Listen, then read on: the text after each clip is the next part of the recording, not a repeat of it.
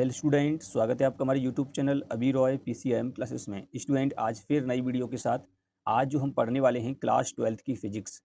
और स्टूडेंट, ये इसका पहला लेक्चर है इस वीडियो का। इस वीडियो में हम कवर करेंगे बेसिक, यानी कि जो क्लास 12th की फिजिक्स का जो बेसिक होता है, जो सबसे इम्पोर्टेंट होता है, यही बेसिक जो होता है हमें पूरी 1 साल तक काम आता है। ठीक है स्टूडेंट, यदि आपको बेसिक नहीं पता होता है तो क्लास 12th की फिजिक्स समझना बहुत कठिन होता है। ठीक है, तो हमें बेसिक अवश्य समझना चाहिए, वीडियो को पूरा देखना चाहिए। यदि आप बेसिक नहीं पढ़ोगे तो आप फिजिक्स को नहीं समझ सकते। सबसे ज़्यादा इम्पोर्टेंट जो होता है वो बेसिक क्लास होती हैं।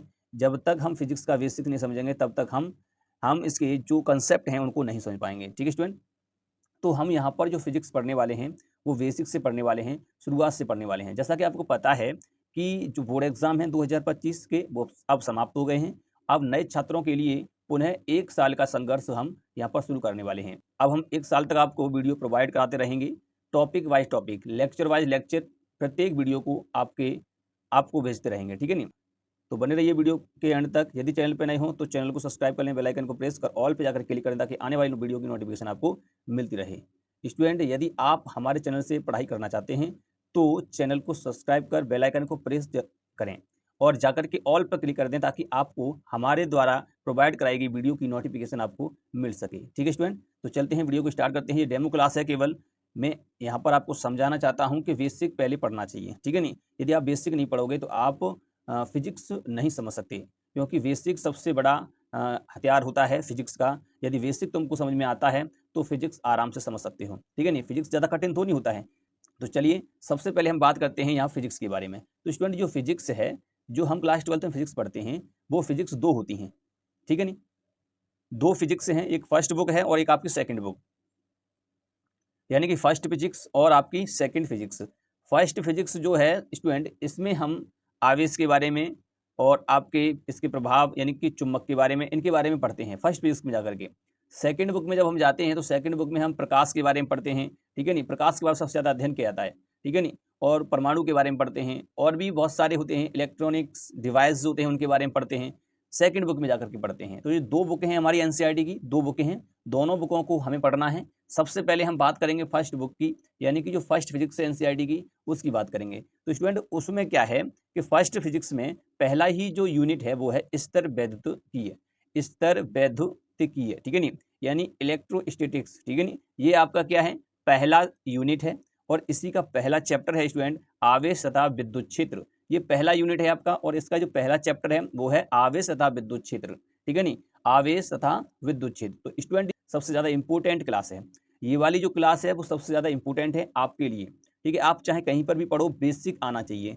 ठीक है स्टूडेंट, तो आपको यहाँ पर दिया गया आवेश तथा विद्युत क्षेत्र। तो स्टूडेंट, आवेश क्या होता है, आवेश के बारे में हम यहाँ पर समझेंगे। ठीक है, तो आवेश तथा विद्युत क्षेत्र क्या होता है, पहले तो हम आवेश के बारे में समझ लें, उसके बाद विद्युत क्षेत्र के बारे में समझेंगे। आवेश नहीं आएगा तो विद्युत क्षेत्र कहाँ से आएगा। ठीक है नहीं, आवेश से ही तो विद्युत क्षेत्र बनता है। तो आवेश के बारे में पढ़ेंगे सबसे पहले। तो स्टूडेंट, आवेश क्या होता है, जैसा कि आपको पता है कि हम जो यहाँ पर पृथ्वी पर मौजूद हैं, तो हम किसके कारण मौजूद हैं, हम यहाँ पर जो मौजूद हैं तो वो किसके कारण है, यानी कि हमारा जो यहाँ पर हम किसी पृथ्वी पर उपस्थित हैं, तो जिसे कहते हैं गुरुत्वाकर्षण बल। पृथ्वी क्या लगा रही है अपना, एक गुरुत्वाकर्षण बल लगा रही है हम पर।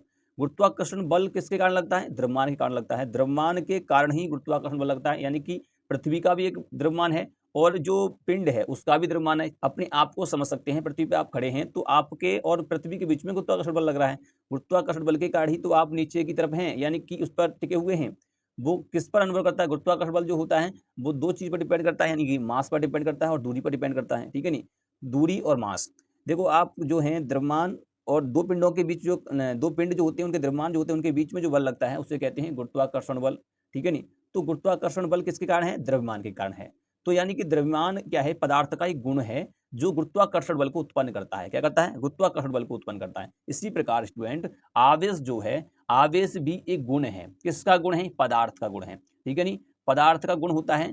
कैसा गुण है कि ये ऐसा गुण है जो कि विद्युत क्षेत्र और चुंबकीय क्षेत्र दोनों को उत्पन्न करता है। विद्युत क्षेत्र तथा चुंबकीय क्षेत्र दोनों को उत्पन्न कर सकता है और ये अनुभव भी कर सकता है, यानी कि चुंबकीय क्षेत्र और विद्युत क्षेत्र के प्रभाव को अनुभव भी कर सकता है। ठीक है नहीं, तो यही क्या होता है, आपका चार्ज होता है। तो चलिए इसकी डेफिनेशन की बात करते हैं सबसे पहले। तो चलिए स्टूडेंट, आवेश क्या होता है? चार्ज, इसे इंग्लिश में चार्ज कहा जाता है। तो आवेश पदार्थ का वह गुण होता है जो विद्युत क्षेत्र तथा चुंबकीय क्षेत्र के प्रभाव को उत्पन्न कर सकता है। आवेश कहते हैं, उसे चार्ज कहते हैं। यानी कि जो पदार्थ का गुण होता है, प्रत्येक पदार्थ का ये गुण होता है, ठीक है नहीं, प्रत्येक पदार्थ में आवेश उपस्थित होता है, ठीक है नहीं। तो प्रत्येक पदार्थ का एक गुण है आवेश, जो विद्युत क्षेत्र तथा चुंबकीय क्षेत्र के प्रभाव को उत्पन्न कर सकता है, ठीक है नहीं। तो उसे कहते हैं आवेश, यानी कि चार्ज कहते हैं। स्टूडेंट, यहाँ पर जो आवेश जो होता है, आवेश को प्रदर्शित करते हैं हम क्यू से। किससे? क्यू से। या तो आप स्मॉल क्यू लो या आप कैपिटल क्यू लो, ठीक है नहीं। इसमें से किसी एक क्यू का प्रयोग कर सकते हैं। से इसको क्या कर सकते हैं? इसको प्रदर्शित कर सकते हैं किससे? क्यू या कैपिटल क्यू, यानी स्मॉल क्यू या कैपिटल क्यू से, ठीक है स्टूडेंट। इसके बाद हम बात करते हैं आवेश की संकल्पना, यानी कि कंसेप्ट ऑफ चार्ज, ठीक है नहीं। आवेश की संकल्पना क्या होती है?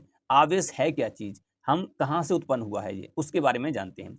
तो चलिए पहले मैं इसको आपको थ्योरेटिकल बताता हूँ, उसके बाद में आपको इसे एक डायग्राम से, यानी कि एक एग्जाम्पल से इसको क्लियर करूंगा, ठीक है। तो चलिए स्टूडेंट, आप देख सकते हैं आवेश की संकल्पना की हम बात करते हैं। तो आवेश की संकल्पना इलेक्ट्रॉन के आधार पर दी जाती है। इलेक्ट्रॉन एक क्या होता है? एक मूल कण होता है। किसका? जैसा कि आपने 9th में पढ़ लिया होगा परमाणु के बारे में। परमाणु का इलेक्ट्रॉन जो होता है वो क्या होता है? एक मूल कण होता है, ठीक है नहीं। तो आवेश की संकल्पना इलेक्ट्रॉन के आधार पर दी जाती है। दो प्रकार से इसकी संकल्पना दी जा सकती है, ठीक है स्टूडेंट। जैसे यदि किसी परमाणु या पदार्थ से इलेक्ट्रॉन की कमी होती है, या अगर किसी पदार्थ से क्या हो, या परमाणु से इलेक्ट्रॉन की कमी होती है, तब वहां बनता है धनात्मक आवेश। ध्यान में रखना है, क्या बनता है? धनात्मक आवेश। जब इलेक्ट्रॉन की कमी हो जाती है किसी पदार्थ से या किसी परमाणु से, तो वहां पर उत्पन्न होता है धनावेश, यानी कि धनात्मक आवेश है उस वस्तु के ऊपर। और यदि किसी परमाणु या पदार्थ पर इलेक्ट्रॉन की अधिकता होती है, तो हम कहते हैं उस पदार्थ पर या उस परमाणु पर ऋणावेश है। क्या है? ऋणात्मक आवेश है या ऋणावेश है, ठीक है नहीं। उस पदार्थ के ऊपर क्या है? ऋणावेश है या ऋणात्मक आवेश है, ठीक है स्टूडेंट। यदि कमी होती है तो धनात्मक, अधिकता होती है तो ऋणात्मक। किसकी? इलेक्ट्रॉन की, क्योंकि आवेश की संकल्पना इलेक्ट्रॉन के आधार पर ही दी जाती है, ठीक है। चलिए मैं इसको एक एग्जाम्पल से क्लियर करता हूं और तब आपको बेहतर तरीका से समझ में आएगा। तो चलते हैं। तो स्टूडेंट चलिए यहाँ पर समझते हैं। जैसा कि आपको पता है कि परमाणु हमने यहाँ पर लिया, परमाणु का ये स्ट्रक्चर है, यानी कि परमाणु इस प्रकार से बनाया जाता है। उसमें कक्षाएं होती हैं और एक नाभिक होता है। जैसा कि आपको दिखाई दे रहा है, यहाँ पर क्या होता है? कि नाभिक होता है। इस परमाणु में क्या होता है? कि नाभिक, ये वाला नाभिक है। और नाभिक में प्रोटॉन होता है और न्यूट्रॉन होता है। स्टूडेंट, क्या होता है? प्रोटॉन और न्यूट्रॉन होता है। प्रोटॉन पर अगर हम चार्ज की बात करें, तो प्रोटॉन पर जो चार्ज कितना होता है? अगर मैं यहाँ बात करूँ प्रोटॉन पर, तो प्रोटॉन का जो चार्ज होता है स्टूडेंट, वो होता है प्लस का। कैसा होता है? प्लस होता है। और ये होता है आपका प्लस 1.6 इंटू 10 की पावर माइनस की 19 कूलम, ठीक है नहीं, इतना होता है। अगर मैं इसी के द्रव्यमान की बात करूंगा, तो द्रव्यमान कितना होता है इसका? इसका जो द्रव्यमान होता है प्रोटॉन का स्टूडेंट, प्रोटॉन का जो द्रव्यमान होता है स्टूडेंट, वो इलेक्ट्रॉन के द्रव्यमान का, यानी हम कह सकते हैं कि इलेक्ट्रॉन के द्रव्यमान का 1837 गुना होता है। किसका? इलेक्ट्रॉन के द्रव्यमान का। तो इलेक्ट्रॉन का द्रव्यमान कैसे इसमें गुणा कर देंगे, तब आपका क्या हो जाएगा? इतना गुना होता है। इसका मतलब प्रोटॉन का द्रव्यमान बहुत ज्यादा होता है इलेक्ट्रॉन के द्रव्यमान से। इलेक्ट्रॉन हल्का होता है इस परमाणु। अच्छा, आपको पता है इसके अंदर प्रोटॉन और न्यूट्रॉन है, ठीक है। और न्यूट्रॉन जो होता है वो कैसा होता है? उदासीन होता है। कैसा होता है? उदासीन, ठीक है स्टूडेंट। न्यूट्रॉन जो होता है वो उदासीन होता है। अब यहाँ पर देखिए, इलेक्ट्रॉन इस कक्षाओं में गति करते हैं, तो यहाँ पर मान लो क्या होते हैं? इलेक्ट्रॉन होते हैं।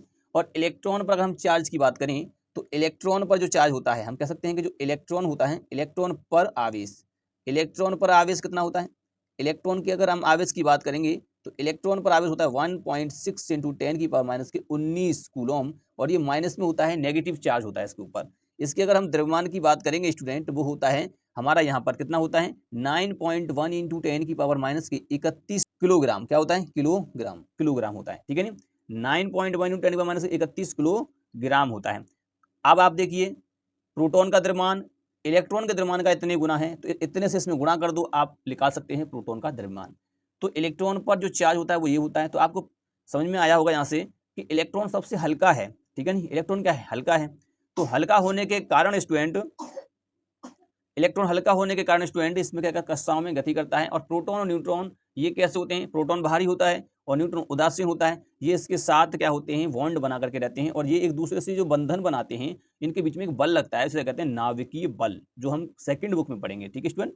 तो ये तुम्हारा क्या होता है? परमाणु होता है। चलिए मैं आपको यहाँ बता देता हूँ कि धनावेश और ऋणावेश क्यों होता है। यानी कोई भी जो पदार्थ होता है धनावेश कब होता है और ऋणावेश कैसे होता है। तो चलिए मैं यहाँ पर एक एग्जाम्पल लेता हूँ, सोडियम का एग्जाम्पल लेके जहाँ पर चलेंगे हम, तो यहाँ पर मैं सोडियम का एग्जाम्पल लेता हूँ स्टूडेंट। किसका लेता हूँ? सोडियम का।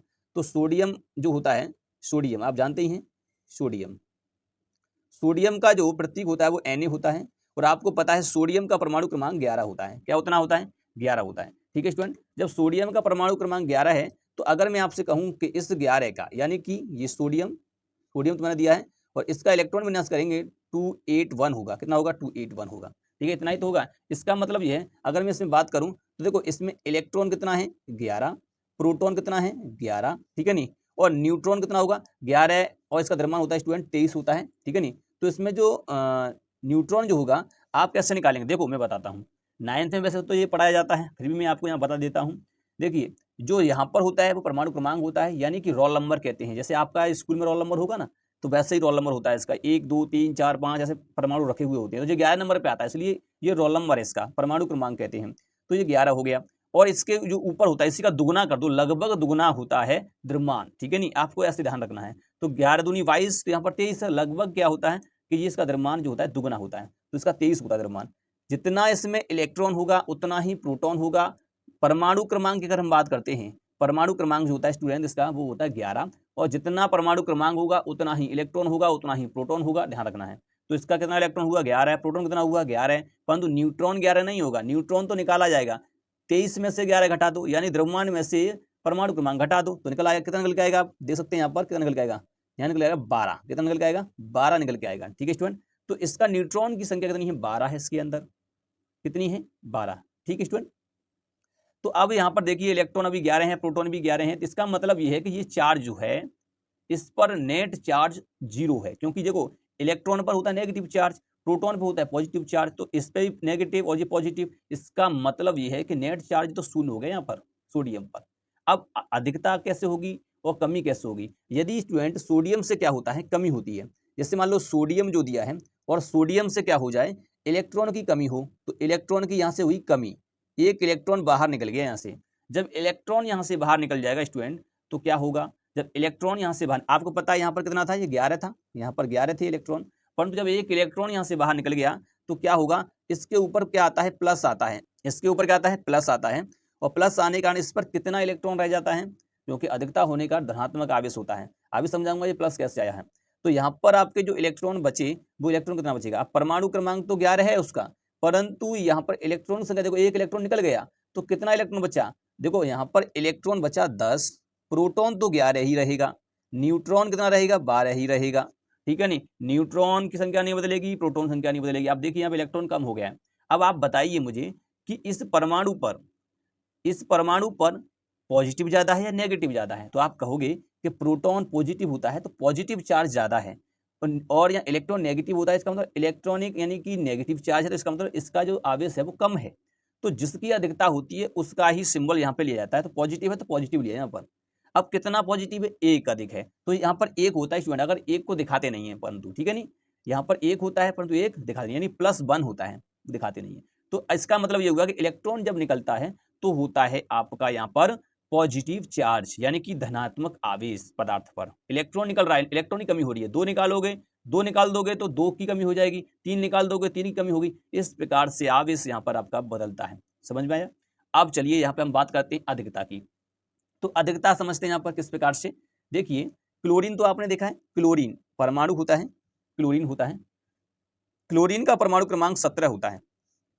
इसका इलेक्ट्रॉनिक विन्यास करोगे 2 8 7 हो जाएगा, ये होगा इलेक्ट्रॉनिक विन्यास। अब स्टूडेंट आप देखिए यहाँ पर जब इसका इलेक्ट्रॉनिक विन्यास हमने किया तो ये आया हमारा यहाँ पर 2 8 7। प्रत्येक इलेक्ट्रॉन जो प्रत्येक परमाणु जो होता है वो अष्टक बनाता है। अष्टक का मतलब होता है वो चाहता है कि मेरे 8 इलेक्ट्रॉन हो जाए बाह्यतम कोश में, इसके 2 हैं, इसके 8 हैं और इसके 7 हैं, युग्मक नहीं बन रहा। इसलिए जब तक युग्मक नहीं बनेगा तब तक ये शांत नहीं होगा, स्थायी नहीं होगा। तो इसलिए ये चाहता है कि एक इलेक्ट्रॉन और मिल जाए। ये 7 इलेक्ट्रॉन किसी को दान तो दे नहीं सकता, परंतु इलेक्ट्रॉन ले तो सकता है। तो ये सोडियम जो भी मैंने बताया इसके साथ मिल जाएगा और एक इलेक्ट्रॉन ले लेगा। जब एक इलेक्ट्रॉन लेगा तो ये इसके ऊपर क्या होगी? इलेक्ट्रॉन की अधिकता हो जाएगी, होगी नहीं होगी? इलेक्ट्रॉन की अधिकता के कारण कौन सा चार्ज आता है? नेगेटिव चार्ज आता है। तो देख कैसे आता है। क्लोरीन जो होता है, क्लोरीन पर अगर हम क्या करते हैं, क्लोरीन जो होता है, क्लोरीन पर क्लोरीन एक इलेक्ट्रॉन ग्रहण करता है, क्या करता है, एक इलेक्ट्रॉन को लेता है, तो फिर क्या होता है, तो इसका मतलब ये इलेक्ट्रॉन क्लोरीन पर एक चार्ज आता है नेगेटिव। अब कैसे आया, इलेक्ट्रॉन अगर मैं तुमसे बात करूं इसमें, यहाँ पर देखो इसमें इलेक्ट्रॉन कितना है 17, प्रोटॉन कितना है 17, न्यूट्रॉन कितना होगा, देखो क्लोरीन का होता है परमाणु क्रमांक 17 है, तो उसका द्रव्यमान संख्या होगी 17 दूनी 34 से 35 होती है, कितनी होती है 35 होती है, 35 इसमें से 35 में 17 गया, कितना हो गया 18 बचा, तो यहाँ पर 18 आएगा, कितना आएगा 18। इसका मतलब ये है कि यहाँ पर न्यूट्रॉन संख्या 18 है, इलेक्ट्रॉन संख्या 17 है, प्रोटॉन संख्या 17 है, तो इतने अभी इलेक्ट्रॉन है। परंतु जब एक इलेक्ट्रॉन और ले लेगा तो आप बताइए यहाँ पर कितना हो जाएगा, एक इलेक्ट्रॉन इसमें जुड़ रहा है और तब ये बढ़ रहा है, तो इसका मतलब एक इलेक्ट्रॉन और ले लिया इसने, तो यहाँ पर तो इलेक्ट्रॉन हो गया भैया 18, कितना हो गया इलेक्ट्रॉन 18 हो गया, इलेक्ट्रॉन हो गया 18। प्रोटॉन संख्या कितनी है, प्रोटॉन नहीं बदलेगा, प्रोटॉन 17 क्योंकि नाभिक में है वो तो भाई, और यहाँ पर अगर हम बात करेंगे न्यूट्रॉन संख्या वो भी 18 ही है, ठीक है।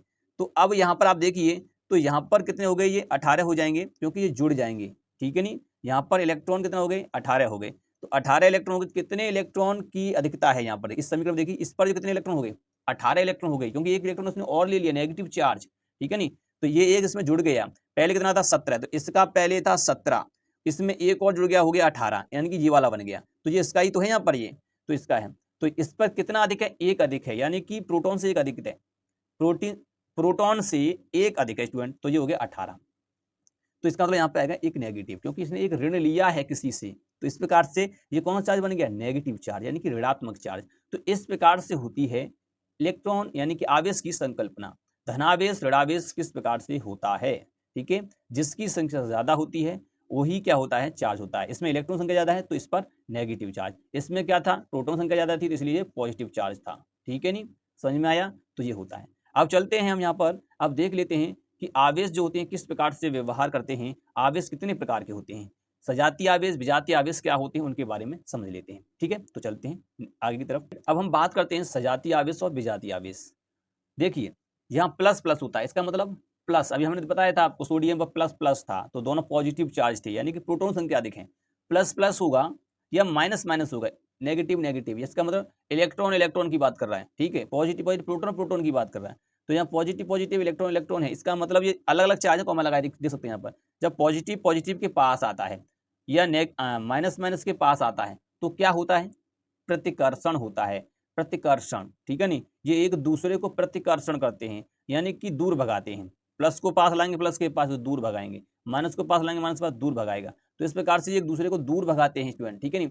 अब आप देखिए ये दोनों ही कैसे आवेश हैं, एक से हैं, तो इसको कहते हैं सजातीय, एक ही जाति के, इसलिए कहते हैं सजातीय, और इनके बीच जो बल होता है उसे कहते हैं प्रतिकर्षण बल, ठीक है। ये कूलॉम ने बताया था, जो कूलॉम थे, ये किसने बताया था, कूलॉम ने बताया था, वो भी हम आगे की तरफ पढ़ेंगे कूलॉम के नियम में। ये भी सजातीय आवेश और ये भी सजातीय आवेश हो गया।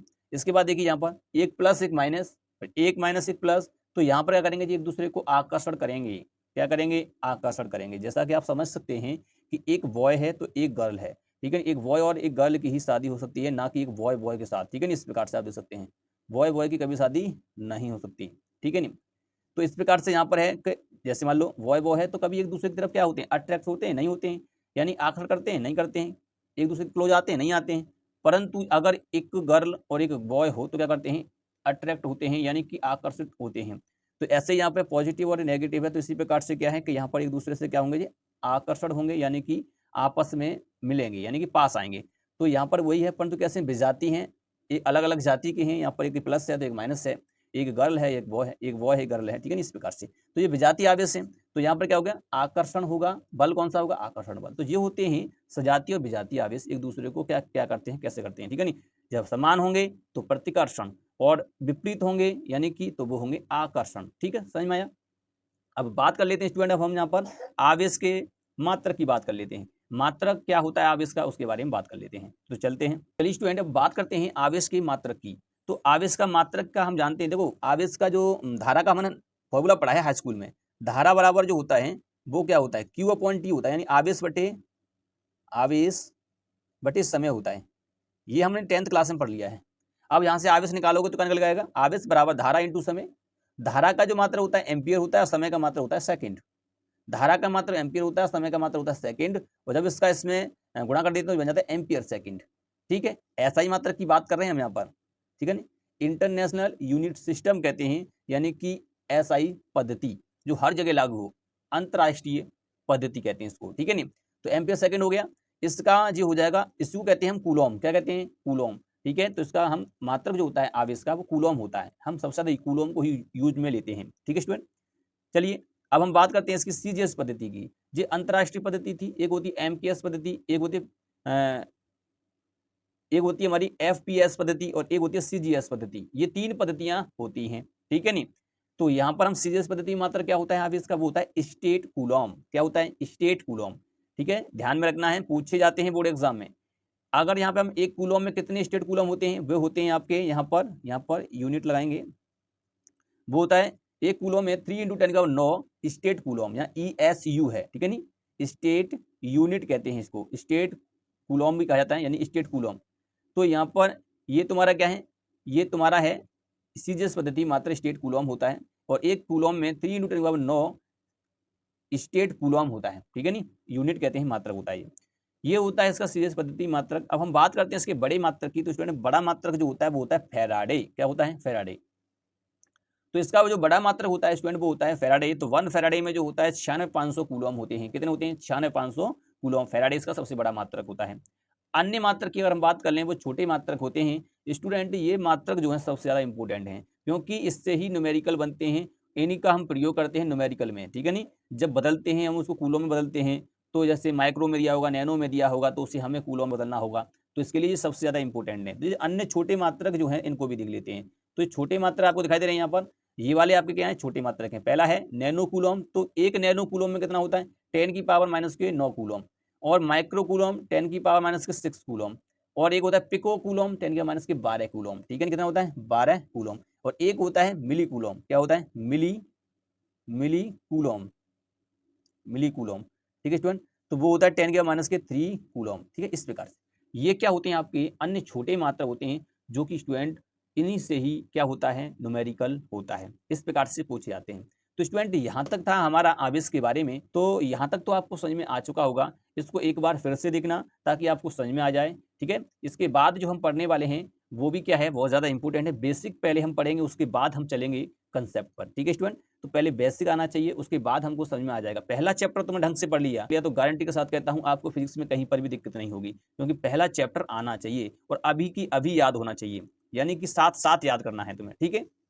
तो ये था आपका यहाँ पर क्या, आवेश के बारे में, जो कि मैंने इतना बताया है, ठीक है नहीं। इससे आगे भी बताऊंगा, अभी इतना पहले आप तैयार करें, ठीक है स्टूडेंट। तो उम्मीद करते हैं आपको वीडियो पसंद आई होगी। वीडियो पसंद आई हो तो लाइक और शेयर भी कर देना। तो उम्मीद करते हैं आपको ये समझ में आ चुका होगा।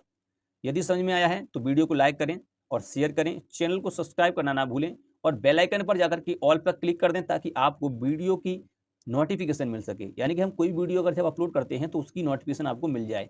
तो स्टूडेंट अब मिलेंगे नेक्स्ट वीडियो में, तब तक के लिए जय हिंद।